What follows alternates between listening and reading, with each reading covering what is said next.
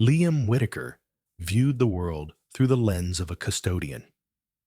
His life was not a series of chaotic events, but a carefully tended garden where every decision was a seed planted for a future harvest. For 22 years, this philosophy had served him well. It had built this house, with its quiet tree-lined street and its sturdy brick facade.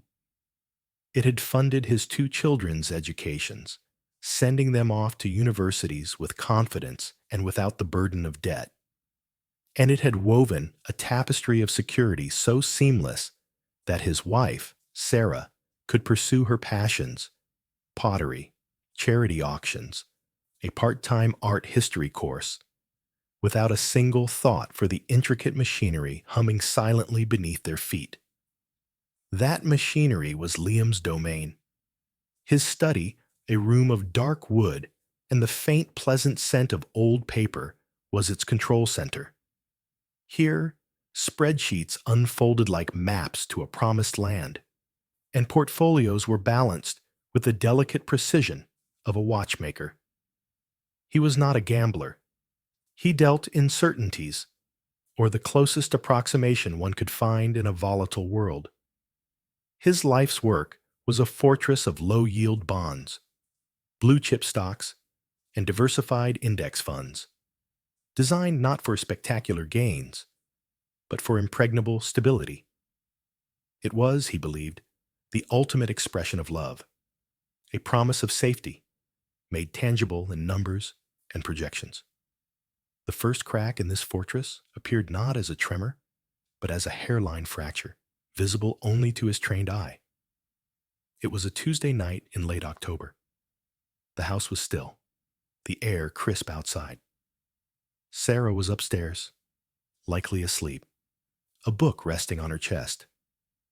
Liam was conducting his monthly review, a ritual he never skipped. His finger traced a line item on a digital statement, a wire transfer for $9,000. It was designated to an entity he didn't recognize: Artisan Holdings, LLC. It wasn't the amount that snagged his attention, though it was unusual. It was the name. It felt alien in his carefully curated financial ecosystem. He made a quiet note, his pen scratching softly in the silent room. He cross-referenced his records. There was no corresponding invoice, no email from Sarah mentioning a large purchase, no discussion of a new investment. For a man who documented every significant expenditure, its existence was a violation of protocol. His first assumption was simple: an error, a bank mistake, or perhaps a sophisticated phishing scam. He felt a flicker of annoyance, not alarm. But as he scrolled back through previous months, the annoyance began to curdle into something colder. There was another transfer 2 months prior for $7,000, and another before that for $5,000. A pattern was emerging, a slow, methodical bleed he had somehow missed.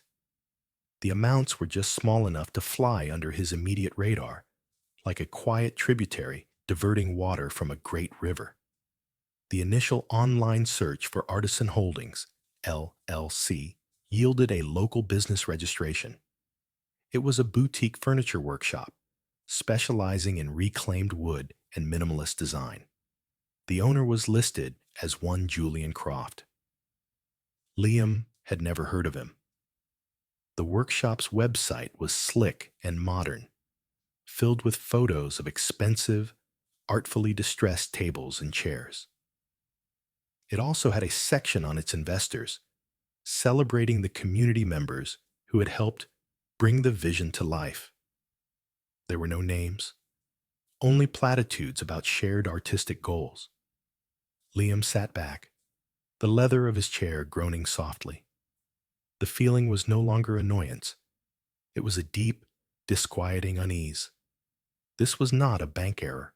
This was intentional.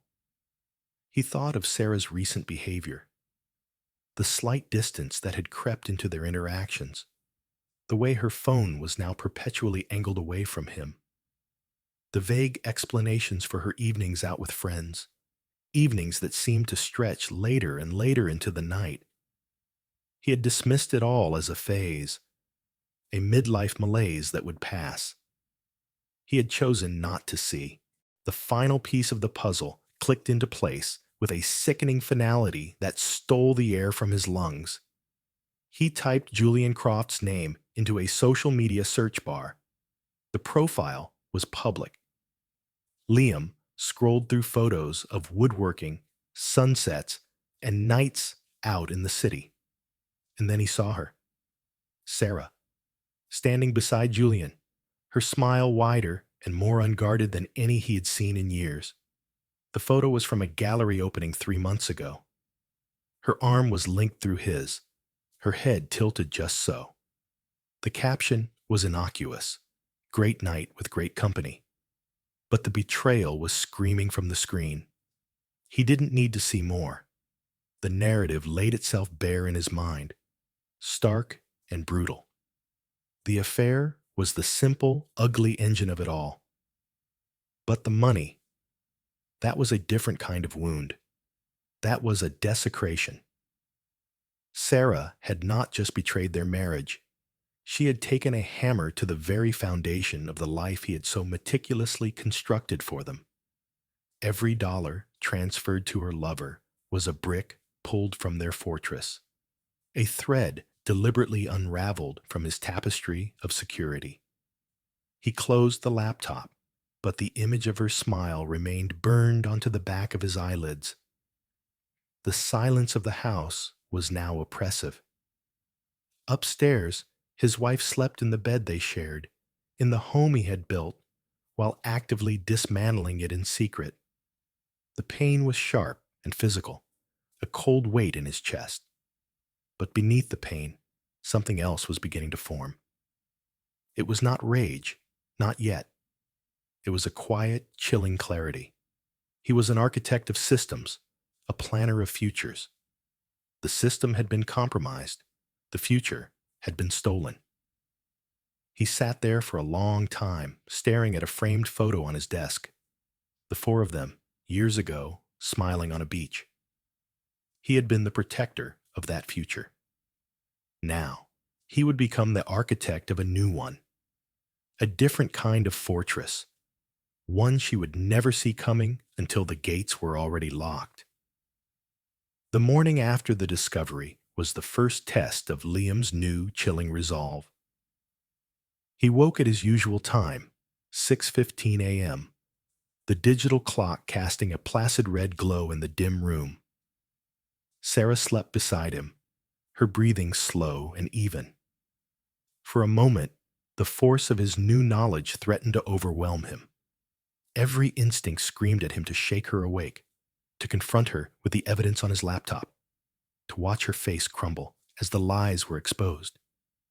He imagined the scene, the shouting, the tears, the pathetic excuses. It would be a storm, violent and brief, and it would accomplish nothing. Instead, he swung his legs out of bed, the motion smooth and practiced. He went downstairs, started the coffee maker, and pulled the newspaper from the front porch. He arranged the kitchen table just as he always did. 2 mugs, the sugar bowl, a small pitcher of milk. When Sarah came down 20 minutes later, yawning and pulling her silk robe tighter, he was sipping his coffee and reading the business section. "Morning," she mumbled, pouring herself a cup. "Morning," he replied, not looking up from the paper. "Sleep well?" "Like a log. I was so tired last night." The lie was so casual, so effortless, it was like a small, sharp jab under his ribs. He felt his jaw tighten, but forced the muscle to relax. Control. This was the new mantra. Control of his finances, control of his future, and most importantly, control of himself. He merely nodded, turned the page, and the moment passed. Sarah saw nothing amiss. To her, he was just Liam, predictable and absorbed in the dry details of the world she found so dull. This dullness was now his greatest weapon. His plan began to take shape that very day. It would not be a demolition, but a painstaking renovation, conducted in plain sight. His cover story was his own character. For years, he had been the cautious planner, the man looking 20 years down the road. Now, he would simply lean into that persona with a new, singular focus. The narrative he would sell to the world, and to Sarah, was one of responsible preparation for their golden years, an act of profound care. He started by scheduling a meeting with their estate lawyer, a man named Gene, whom they had used for 2 decades. In Gene's stuffy office, surrounded by leather-bound books of law, Liam laid out his new vision. He spoke of market volatility, of wanting to shield their assets from unforeseen risks, of ensuring Sarah would be secure no matter what happened to him. "I want to restructure," Liam explained, his tone even and thoughtful. "Move a significant portion of our portfolio into more permanent long-term vehicles. I'm thinking irrevocable trusts, annuities." Gene peered at him over his spectacles. "That's a significant move, Liam. It would tie up a lot of your liquidity for a long time. Are you sure? You're both still young."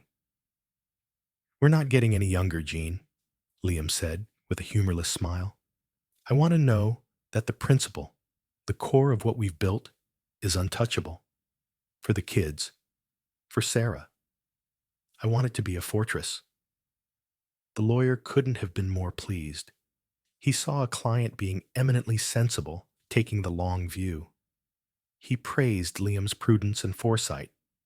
There was no reason to question the motive. It was the most Liam thing Liam could possibly do. The next few weeks fell into a surreal rhythm. By day, Liam was the attentive, if slightly distant, husband. He'd ask about her pottery class, listen to stories about her friends who were likely complicit in her deceit and nod along.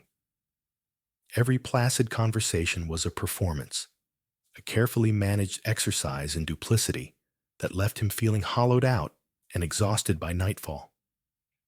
But the nights were his. After Sarah was asleep, he would retreat to his study, and the real work would begin. He became a ghost in his own home, silently moving mountains on paper.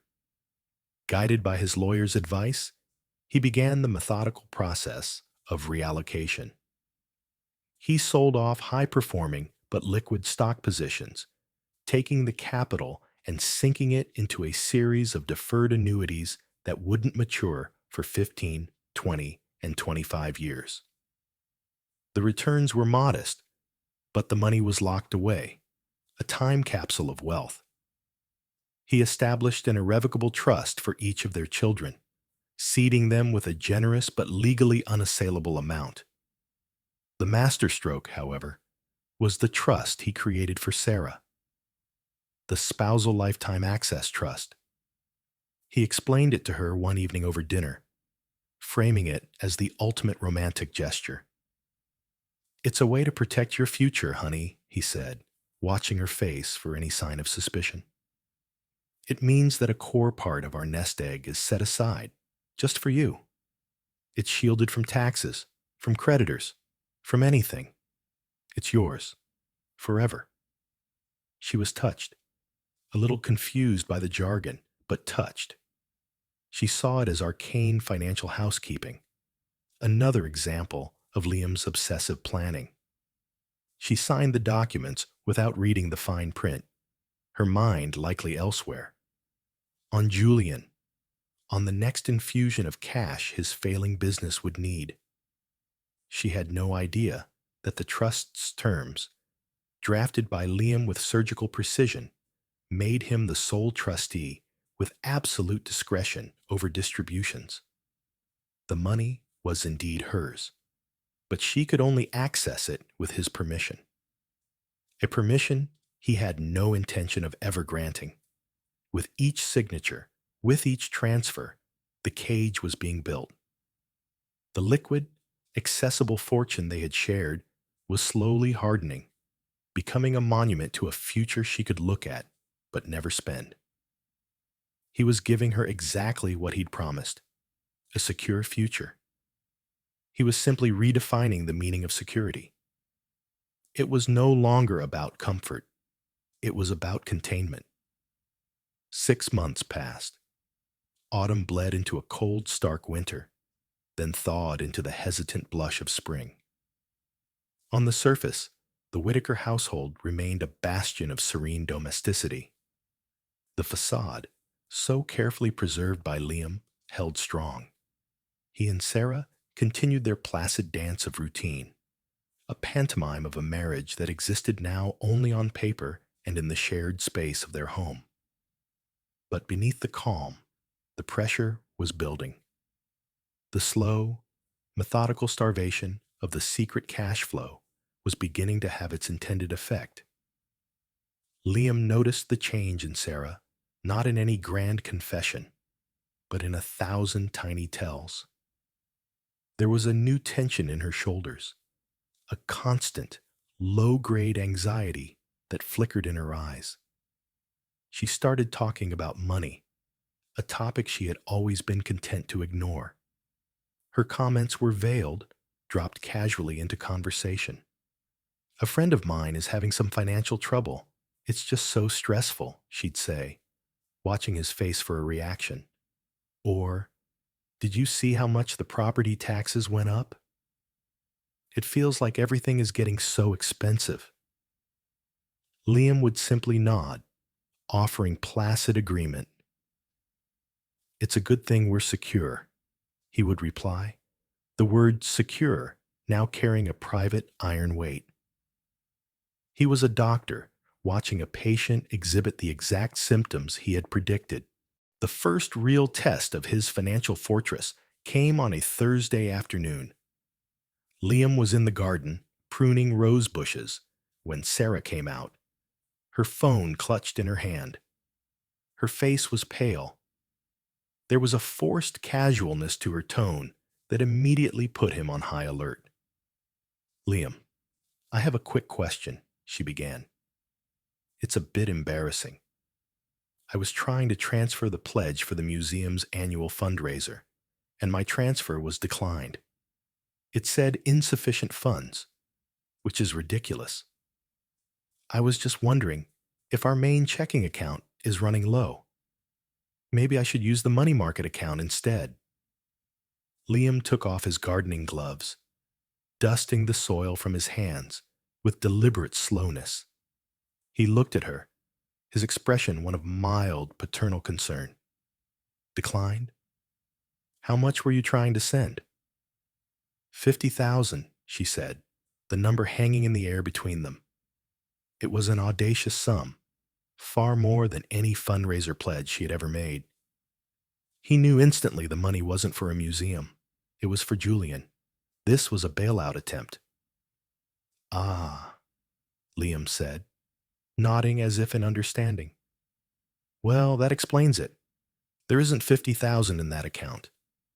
Or the money market account, for that matter." A flicker of panic crossed her face, quickly suppressed. "What?" "Liam, that's impossible. We have, well, we have much more than that." "We do," he agreed calmly. "But it's not sitting in cash. Cash is a dead asset, Sarah. We talked about this." He gestured toward the house. "Come inside. I'll show you the statements. You'll see. Everything is perfectly fine. Better than fine, actually."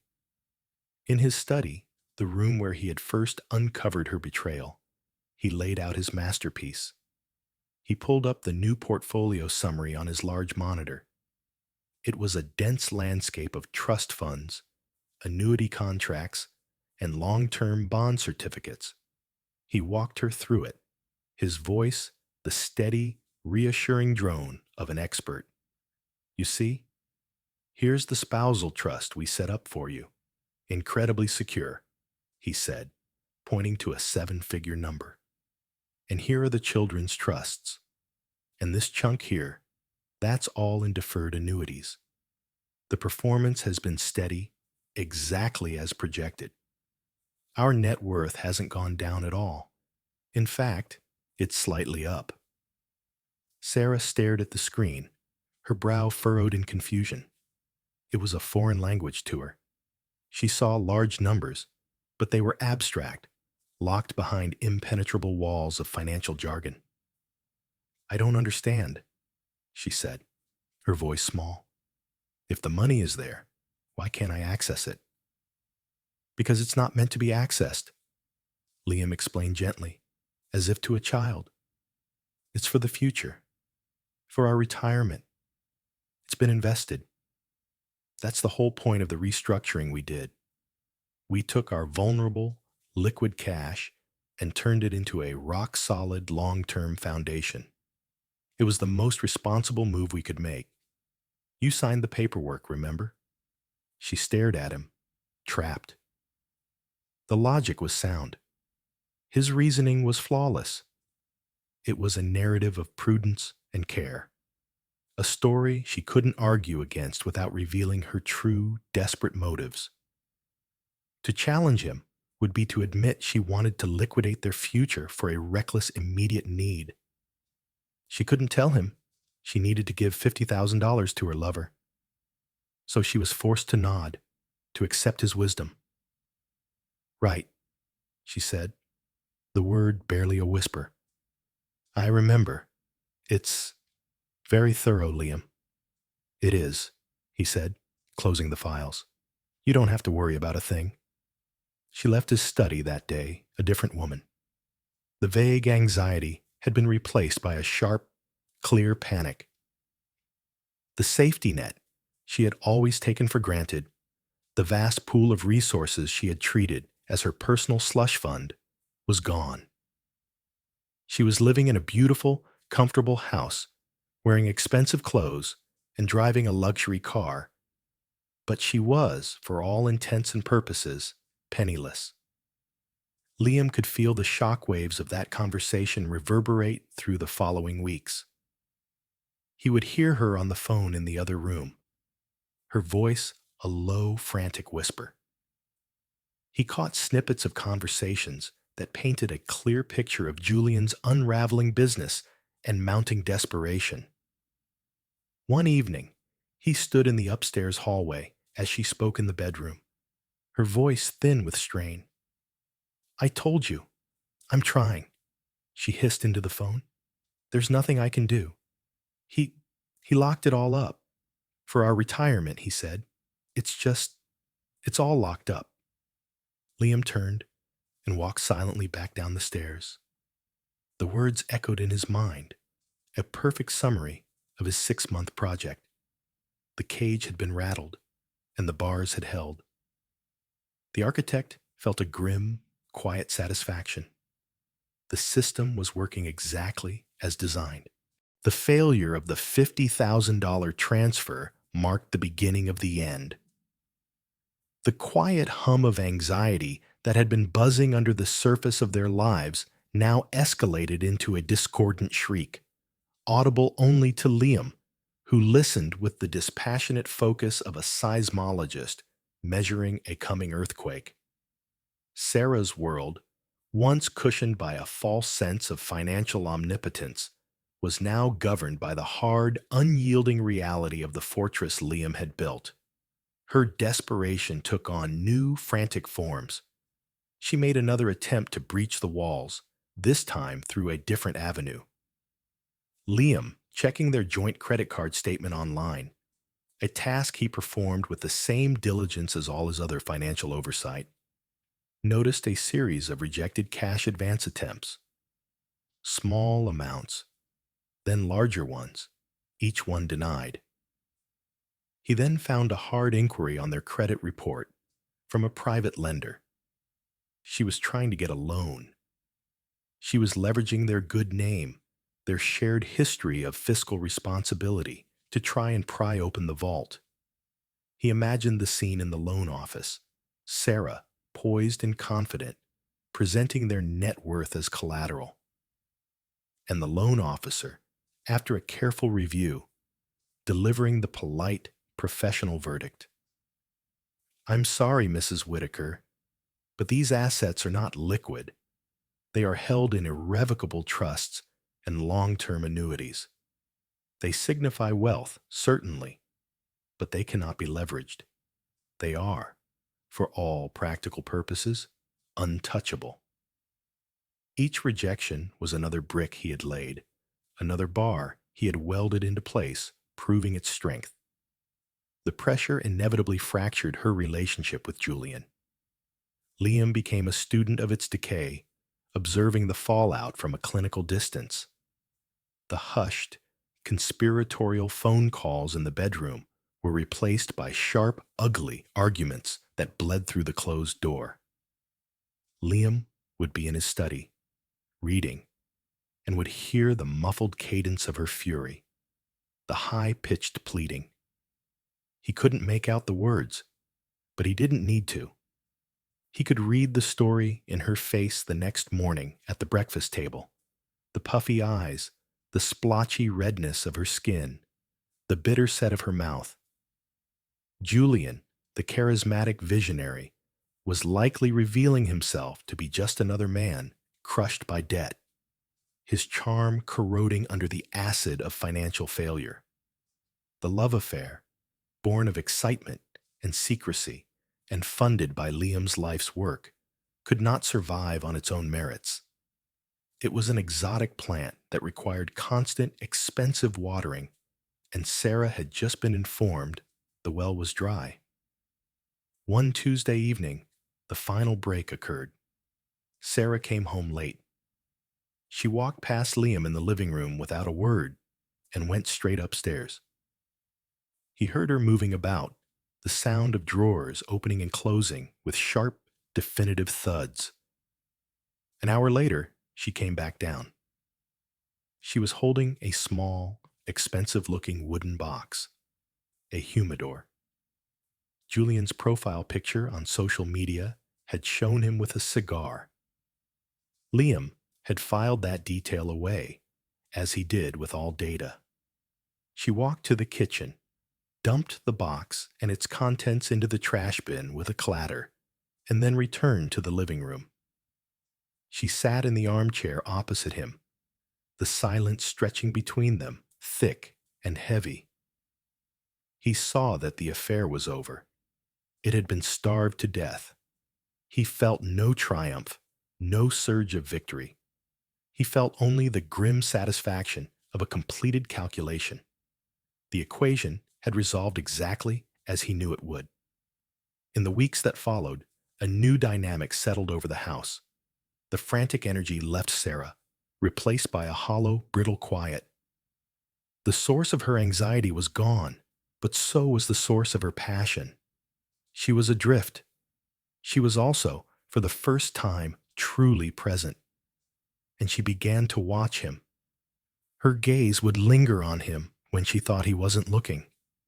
He would feel her eyes on him as he paid bills at the kitchen counter, or as he read the newspaper in the evening.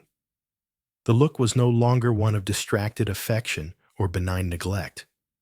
It was sharp, analytical, suspicious. The confusion in her mind was slowly hardening into a horrifying suspicion. She was retracing the steps, re-examining the timeline. The market volatility he had spoken of, his sudden, intense focus on estate planning, the creation of the trusts, timed so perfectly to coincide with her growing need for capital. She was beginning to see the architecture of the trap not as a random series of prudent decisions, but as a deliberate, perfectly executed design. She was seeing the architect. The loving, boring, predictable husband was being recast in her mind as a cold, calculating stranger, a mastermind who had orchestrated her ruin without raising his voice. He knew she was getting close when one evening she broke the silence with a question that was dangerously close to the heart of it all. "That trust you set up for me," she said, her voice flat, devoid of emotion. The spousal one. You're the trustee, aren't you? That's right, he said, turning a page of his book. Jean and I thought it was the most effective structure. So the money, no one can get to it unless you approve it? That's the essence of it, yes, Liam replied, his own voice betraying nothing. It ensures the funds are managed responsibly for the long term. She didn't say anything else. She just stared at him, and in her eyes, he saw the final pieces click into place. She didn't know about his discovery, not for sure. She had no proof, but she knew, with a dawning, soul-chilling certainty, that her cage had not been an accident. It had a builder, and he was sitting right in front of her. The Cold War could not last. The unspoken truth between them was a toxic gas, filling the silent spaces of the house until it became unbreathable. The confrontation came, as Liam knew it would, on a Sunday. He was in his study, archiving old tax documents, when Sarah appeared in the doorway. She wasn't crying. Her face was a mask of pale, rigid fury. In her hand, she held the glossy brochure for the spousal trust he had created. I spoke to a lawyer, she said. Her voice was flat, brittle. A new one. I had him review everything. Every document you had me sign over the last year. Liam didn't turn around. He simply stopped his filing, his hands resting on the desk. He had been waiting for this. And it's perfect, she said, a note of incredulous venom in her voice. That's the word he used. Perfect. Airtight. An absolute masterpiece of financial entrapment. He asked me what kind of monster would do this to his own wife. She took a step into the room.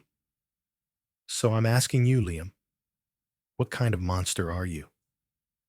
He turned his chair slowly to face her. He looked at her, the woman he had loved, the mother of his children, the person who had taken the foundations of his world and tried to sell them for parts. The pain of the initial discovery had long since cooled into something harder, more resolute.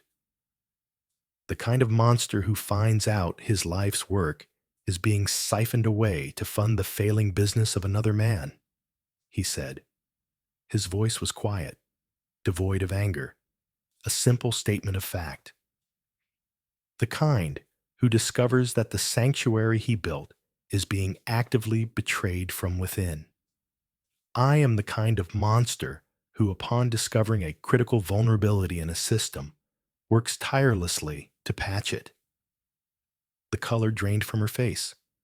The direct hit, after a year of silence, was more shocking than any shouting match could have been. You knew, she whispered. It wasn't a question. I knew about Artisan Holdings, LLC. I knew about the slow bleed from our accounts. I knew about the $50,000 pledge to the museum. He recited, his voice even. My only duty, as I've always seen it, was to protect the integrity of what we built. I saw a flood was coming, Sarah, so I built a dam. I didn't stop you. I simply secured the assets. She stared at him, her chest rising and falling rapidly. All her anger, her self-pity, it all collapsed in the face of his cold, unassailable logic. She had no defense. She had been caught, outmaneuvered, and beaten at a game she didn't even know she was playing. I want a divorce, she said, the words her last remaining weapon. I want out of this house, out of this marriage. I want my half. That is your right, Liam said. He gestured to the chair opposite his desk. You will get your half. The divorce proceedings were swift and brutally illuminating for Sarah. Her lawyer, competent as he was, could only confirm what Liam's lawyer laid out with chilling precision. Yes, the marital assets would be split exactly 50-50. The house would be sold, the proceeds divided. But the bulk of their fortune, the millions locked in trusts and annuities, was the main event. Sarah was legally entitled to half of that portfolio. The devastating truth was revealed in a sterile conference room. Her half was not a payout. It was not a check. It was a transfer of title. She was now the sole beneficiary of a series of trusts and accounts containing several $1 million. Her lawyer slid the new portfolio summary across the table to her. Her name was at the top. The net worth printed at the bottom was a staggering figure. "As you can see, Mrs. Whitaker," Liam's lawyer said, his tone professionally neutral, "you are a very wealthy woman. The assets are now legally yours. However, as per the terms of these instruments, which you co-signed, they are structured for long-term, incremental distribution. You cannot liquidate them. You cannot borrow against them. They will provide you with a generous annual stipend for the rest of your life." A stipend. The word hung in the air. Sarah looked at the number. It was enough to live on, certainly. A comfortable, upper-middle-class existence. But it was a fixed amount, an allowance. It was a salary paid to her by a ghost. She was a multi-millionaire who couldn't buy a new car without budgeting for it. She had a fortune she could never use. A future she could only look at through thick, shatterproof glass. It was the exact future Liam had promised her. Secure, stable, and utterly unchangeable. A life sentence of security. Liam, meanwhile, walked away. His premarital funds and a small inheritance he had never commingled were more than enough for him. He bought a modest condominium in a different city, 2 hours away. He had no need for the grand fortune. His goal was never to be rich. It was to deliver justice. He had watched the person he trusted try to burn down the structure of his life, and he had responded by rebuilding it out of fireproof materials, locking her inside. The story ends with Sarah, a year later, alone in a stylish but smaller home she bought after the divorce. The mail arrives. It contains a quarterly statement for her portfolio. She opens it and sees the number, the vast, theoretical wealth that is legally hers. It mockingly confirms her status as a rich woman. Then she looks at her bank account online. The modest monthly stipend from the trust has been deposited, enough for the mortgage, the bills, and groceries. Not enough for freedom. Not enough to escape. She is the custodian of her own beautiful, inescapable prison, left with nothing but time and the balance sheet of her betrayal.